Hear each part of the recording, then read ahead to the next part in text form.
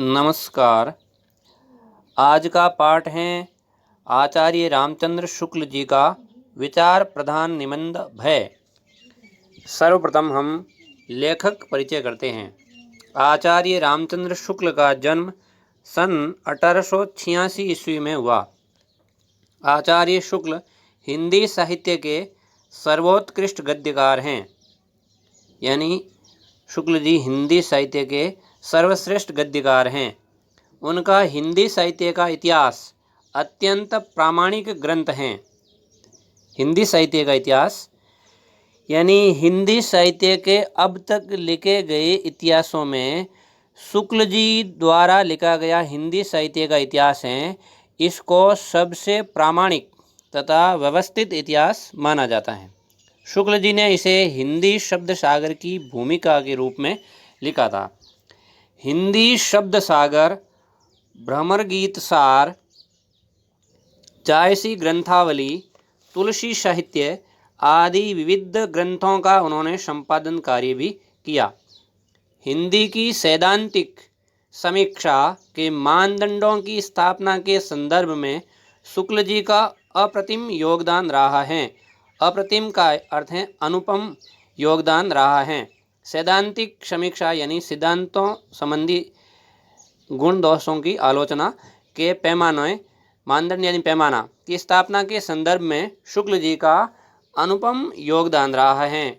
वे मूलतः आलोचक और विचारक थे।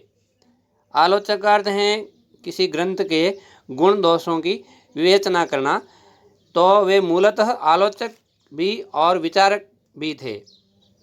1904 ईस्वी से उनके निबंध सरस्वती और आनंद कादम्बिनी आदि प्रमुख पत्रिकाओं में छपते रहे। प्रौढ़ निबंधों का संग्रह चिंतामणि भाग 1 एवं चिंतामणि भाग 2 प्रकाशित हुआ। प्रौढ़ का अर्थ है उनके परिपक्व निबंधों का संग्रह। उनके चिंतामणि भाग 1 और भाग 2 में प्रकाशित हुए। चिंतामणि भाग 1 पर उन्हें मंगला प्रसाद पारितोषिक प्राप्त हुआ। अब इनका साहित्यिक परिचय। उत्साह, करुणा, क्रोध, श्रद्धा, भक्ति, लज्जा और ग्लानि, लोभ और प्रीति, घृणा, भय आदि मनोविकारों संबंधी निबंधों में उनके मन और बुद्धि का अद्भुत सामंजस्य दिखाई देता है। इन निबंधों के माध्यम से शुक्ल जी ने लोक की विविध परिस्थितियों के आचार व्यवहार तथा अनेक संघर्षों के बीच पड़े हुए मन की व्याख्या की है। सुख व दुख की मूल प्रवृत्तियां ही जीवन को गतिशील बनाती हैं। अब है पाठ परिचय। भय नामक मनोविकार दुखात्मक संवर्ग का भाव है। दो प्रकार के संवर्ग हैं, सुखात्मक और दुखात्मक। तो भय नामक जो मन का विकार है, मन का भाव है, ये दुखात्मक संवर्ग का भाव है। मनुष्य जीवन में प्राणी जगत की सत्ता में सुख और दुख मूल आधार हैं, मूल प्रवृत्ति हैं। मूल प्रवृत्ति यानी वह क्रिया जो जन्मजात होती हैं और जो हमारे आवश्यकता की पूर्ति के लिए आवश्यक होती हैं। तो मनुष्य जीवन में प्राणी जगत की सत्ता में सुख और दुख मूल प्रवृत्ति हैं, मूल आधार हैं। शुक्ल जी ने इस विचार प्रधान निबंध में भय की अनुभूति को लोक व्यवहार की दृष्टि से बड़ी सूक्ष्मता और विशुद्धता से स्पष्ट किया है। विशुद्धता का अर्थ है स्वच्छता, निर्मलता या व्यापकता से स्पष्ट किया है। जिस पर अपना वश न हो, ऐसे कारण से पहुँचने वाले भावी अनिष्ट के निश्चय से जो दुख होता है वह भय कहलाता है। जिस किसी व्यक्ति पर अपना वश नहीं हो, ऐसे कारण से पहुँचने वाले भविष्य में हानि के निश्चय से जो दुख होता है वह भय कहलाता है। छोटे बालक को जिसमें यह निश्चयात्मिका बुद्धि नहीं होती, भय कुछ नहीं होता। छोटे बच्चे जिनमें निश्चय नहीं होता है कि क्या मेरे लिए हानिकारक हैं क्या लाभदायक हैं, यानी उसमें ज्ञान बल का अभाव होता है। तो छोटे बालक जिसमें ज्ञान बल का अभाव होता है उसके लिए भय कुछ भी नहीं होता। वो शेर से भी नहीं डरेगा, सर्प से भी नहीं डरेगा। जब हमारी इंद्रियां दूर से आने वाली क्लेशकारिणी यानी दुख के कारण को, क्लेशकारिणी यानी दुख को बढ़ाने वाले, जब हमारी इंद्रियां दूर से आने वाली क्लेशकारिणी बातों का पता देने लगती हैं, तब हमारा अंतःकरण भावी आपदा का निश्चय कराने लगता है, भविष्य में आने वाले मुसीबत का निश्चय कराने लगता है। तब हमारा काम दुख मात्र से नहीं चल सकता, बल्कि भागने या बचने की प्रेरणा करने वाले भय से चल सकता है। यानी जब हमारी इंद्रियां दूर से ही कोई आने वाली क्लेशकारिणी बातों का पता देने लगती हैं, तब हमारा अंतःकरण भावी आपदा का निश्चय कराने लगता है कि भविष्य में कोई मुसीबत आने वाली है। तब केवल दुख मात्र करने से काम नहीं चल सकता, तो क्या करना पड़ता है, उस दुख से, उस आपदा से भागने या बचने की प्रेरणा करने वाले भय से हमारा काम चलेगा। इस प्रकार भाव या मनोविकार मानव जीवन के प्रेरक होते हैं। इस प्रकार भाव या मन के विकार जो हैं मानव जीवन को प्रेरणा देने वाले होते हैं। इनसे लोक कल्याण के व्यापक उद्देश्य की सिद्धि भी होती हैं। कभी कभी इनमें लोक कल्याण भी निहित होता है, जिसके कारण हम कोई बुरा काम नहीं करते हैं। बुरा काम करने से हमें वो रोकता है। शुक्ल जी ने निबंध में भाव की केवल मनोवैज्ञानिक प्रामाणिकता ही सिद्ध नहीं की है, वरन लोक व्यवहार और साहित्यिक अभिव्यक्ति के मध्य संगति भी स्थापित की है। शुक्ल जी ने इस निबंध में केवल भाव की मनोवैज्ञानिक प्रामाणिकता ही सिद्ध नहीं की है, बल्कि लोक व्यवहार और साहित्यिक अभिव्यक्ति हैं उसके मध्य तालमेल भी स्थापित किया है। कर्म क्षेत्र के चक्रव्यूह में जैसे सुखी होना प्रयत्न साध्य है, वैसे निर्भय रहना भी। ये जो संसार का कर्म क्षेत्र है, मनुष्य काम करता है, इसके चक्रव्यूह में यानी जाल में सुखी होने के लिए मनुष्य को प्रयत्न करना पड़ता है। प्रयत्न साध्य यानी प्रयत्न द्वारा संभव है, वैसे निर्भय रहना भी। अगर मनुष्य को निर्भय रहना है तो भी उसको प्रयत्न करना पड़ेगा। इस आवश्यकता से हम बच नहीं सकते। तो कुल मिलाकर के लेखक ने भय नामक मनोविकार की परिचयात्मक भूमिका पर सूक्ष्मता और विस्तार के साथ में प्रकाश डाला है। भय के जो हेतु हैं तथा बचने के उपायों के संबंध में अपना अनुभूतिपरक विवरण इसमें दिया है। अब है मूल पाठ। किसी आती हुई आपदा की भावना या दुख के कारण के साक्षात्कार से जो एक प्रकार का आवेगपूर्ण अथवा स्तंभकारक मनोविकार होता है, उसी को भय कहते हैं।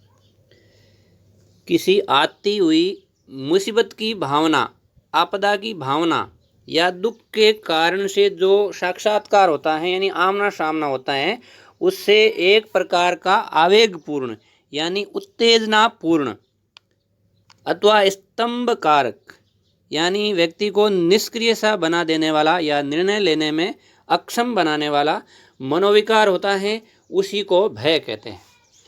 क्रोध दुख के कारण पर प्रभाव डालने के लिए आकुल रहता है और भय उसकी पहुंच से बाहर होने के लिए। क्रोध तो दुख के जो कारण हैं उस पर प्रभाव डालने के लिए व्याकुल रहता है, लेकिन भय उस दुख के कारण की पहुंच से दूर ले जाने के लिए आकुल रहता है, व्याकुल रहता है। क्रोध दुख के कारण के स्वरूप बोध के बिना नहीं होता। जब तक दुख के कारण का स्वरूप का ज्ञान नहीं होता, तब तक मनुष्य को क्रोध नहीं आता है। यदि दुख का कारण चेतन होगा, चेतन का अर्थ है सजीव, यदि दुख का कारण चेतन होगा और ये समझा जाएगा कि उसने जानबूझकर दुख पहुंचाया है, तभी क्रोध होगा। जब हमें पता चलेगा कि किसी ने हमें जानबूझकर दुख पहुंचाया है तो हमें गुस्सा आएगा, क्रोध आएगा। पर भय के लिए कारण का निर्दिष्ट होना जरूरी नहीं, लेकिन भय के लिए किसी कारण का नियत होना जरूरी नहीं है। इतना भर मालूम होना चाहिए कि दुख या हानि पहुंचेगी। भय के लिए तो इतना भर मालूम होना चाहिए कि हमें दुख या हानि होगी। यदि कोई ज्योतिषी किसी गवार से कहे कि कल तुम्हारे हाथ पांव टूट जाएंगे, तो उसे क्रोध न आएगा, भय होगा। यदि कोई ज्योतिषी किसी मूर्ख को कह दें कि कल तुम्हारे हाथ पांव टूट जाएंगे, तो उस मूर्ख को, उस व्यक्ति को क्रोध नहीं आएगा, उसे भय होगा। पर उसी से यदि कोई दूसरा आकर कहें कि कल अमुक अमुक तुम्हारे हाथ पैर तोड़ देंगे, अमुक अमुक यानी राम श्याम मोहन सोहन आदि कोई तुम्हारे हाथ पैर तोड़ देंगे, तो वह तुरंत त्योरी बदल कर कहेगा, यानी टेढ़ी भौएं करके कहेगा कि कौन है हाथ पैर तोड़ने वाले, देख लूँगा। कुल मिलाकर के इस पैराग्राफ में बताया गया है भय और क्रोध में स्थितिगत अंतर क्या होता है। भय और क्रोध में स्थितिगत अंतर इस पैराग्राफ में बताया गया है। क्रोध में व्यक्ति बदला लेने के लिए तैयार हो जाता है, जबकि भय में आत्मरक्षा की चेष्टा करता है व्यक्ति। अगला भाग, भय का विषय दो रूपों में सामने आता है, यानी भय के दो रूप हैं, साध्य रूप और असाध्य रूप। असाध्य विषय वह है जिसका किसी प्रयत्न द्वारा निवारण असंभव हो या असंभव जान पड़े। साध्य विषय वह है जो प्रयत्न द्वारा दूर किया या रखा जा सकता है। अब लेखक ने एक उदाहरण दिया है। दो मनुष्य एक पहाड़ी नदी के किनारे बैठे या आनंद से बातचीत करते चले जा रहे थे। इतने में सामने से शेर की दहाड़ सुनाई पड़ी। यदि वे दोनों असाध्य होने की धारणा, यदि वे दोनों उठकर भागने, छिपने या पेड़ पर चढ़ने आदि का प्रयत्न करें तो बच सकते हैं। विषय के साध्य या असाध्य होने की धारणा परिस्थिति की विशेषता के अनुसार तो होती ही है, पर बहुत कुछ मनुष्य की प्रकृति पर भी अवलंबित रहती हैं।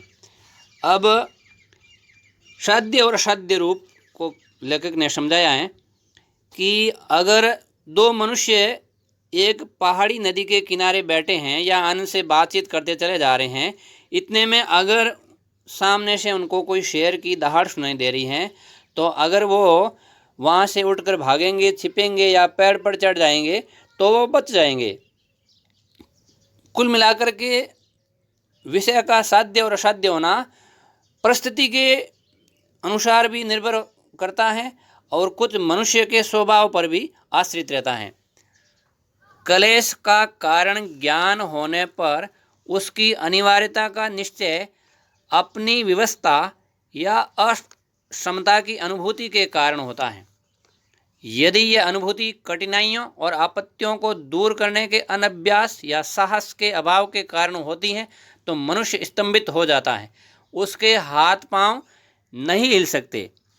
जब मनुष्य को किसी दुख की अनिवार्यता का निश्चय हो जाता है तथा वह यह जानता है कि प्रयत्न करके भी उससे बच नहीं सकता है, तब वह अपनी असमता और व्यवस्था को अनुभव करके वह स्तंभित हो जाता है। वो कुछ कर भी नहीं पाता है, उसके हाथ पांव भी नहीं हिल सकते। पर कड़े दिल का या साहसी आदमी पहले तो जल्दी डरता नहीं, और डरता भी है तो संभल करके अपने बचाव के उद्योग में लग जाता है। यानी भय का सामना करने में व्यक्ति का स्वभाव यदि साहसी है तो वह साध्य बन जाता है।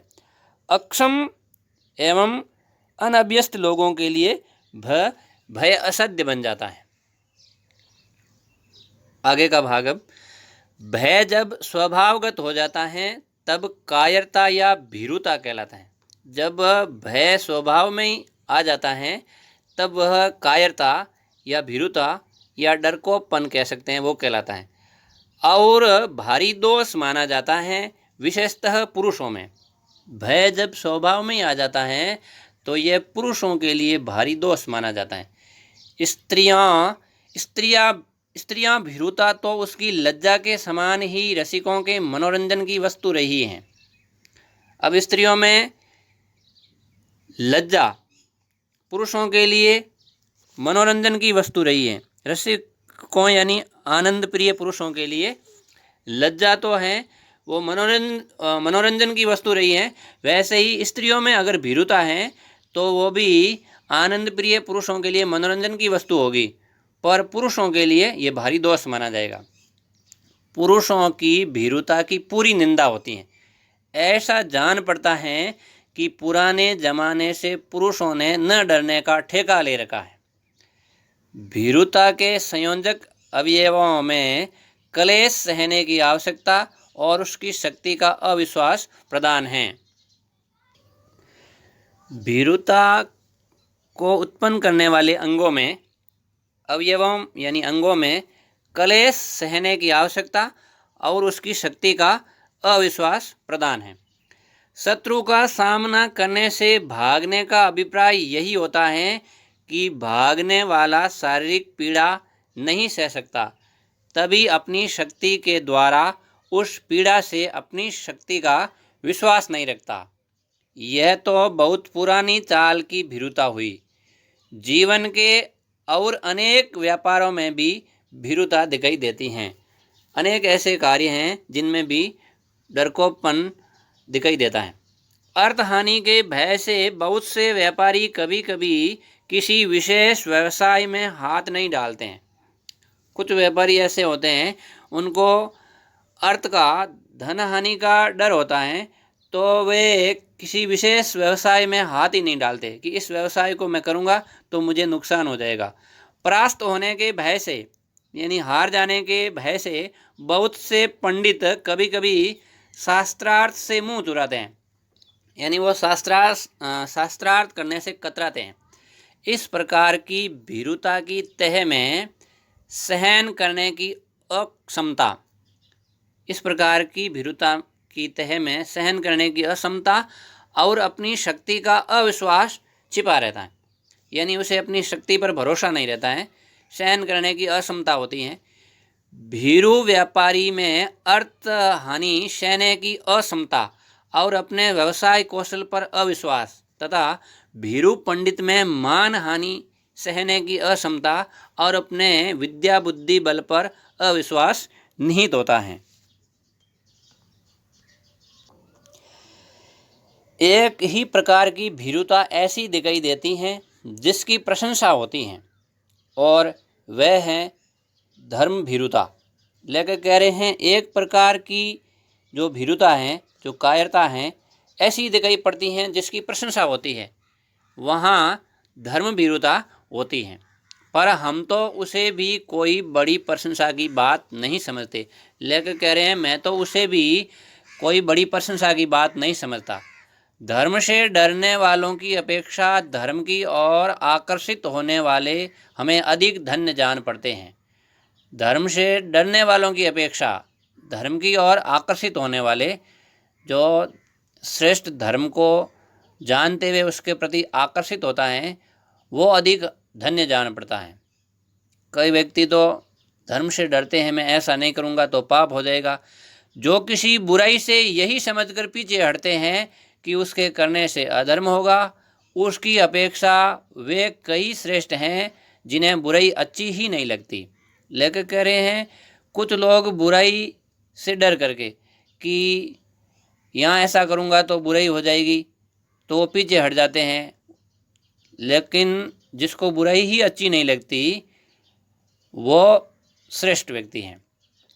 दुख या आपत्ति का पूर्ण निश्चय न रहने पर उसकी संभावना मात्र के अनुमान से जो आवेग शून्य भय होता है उसे आशंका कहते हैं। दुख या आपत्ति का पूर्ण निश्चय नहीं होता है और केवल उसकी संभावना मात्र के अनुमान से जो उत्तेजना शून्य भय होता है उसे आशंका कहते हैं। उसमें वैसी आकुलता नहीं होती है, उसका संचार कुछ धीमा पर अधिक काल तक रहता है। लेखक कह रहे हैं, व्यक्ति को जब इस बात का पूर्ण निश्चय या ज्ञान नहीं रहता कि दुख या आपत्ति कब आएगी, किससे वह मिलेगी, उससे कितनी हानि होगी, तब केवल उसकी संभावना मात्र से, अनुमान से मन में जो आवेग शून्य भय होता है उसे हम आशंका नामक मनोविकार कहते हैं। भय में आवेग पूर्णता रहती है, इसमें आवेग नाम मात्र का रहता है। यानी भय में तो आवेग की पूर्णता रहती है, आशंका में आवेग नाम मात्र का होता है। इसी कारण भय की तरह आशंका में आकुलता भी नहीं रहती है। भय तो उसके कारण के रहने तक ही होता है, जबकि आशंका का प्रभाव अधिक काल तक रहता है। इसमें अनिष्ट का भाव कुछ धीमी गति से मन में फैलता है, परंतु वह अधिक काल तक रहता है। घने जंगल से जाता हुआ यात्री चाहे रास्ते पर इस आशंका में रहे कि कहीं चीता मिल जाए, पर वह बराबर चल सकता है। अब रास्ते में उसे किसी घने जंगल में चल रहा है और उसे आशंका है कि उसे कहीं चीता मिल सकता है, पर वो बराबर चलता चला जाता है। यदि उसे असली भय हो जाएगा तो वह या तो लौट जाएगा अथवा एक पैर आगे नहीं रखेगा। जब उसको पता चल जाएगा कि नहीं या तो चीता है, उसे डर लग जाएगा, तो वह एक पैर भी आगे नहीं रखेगा।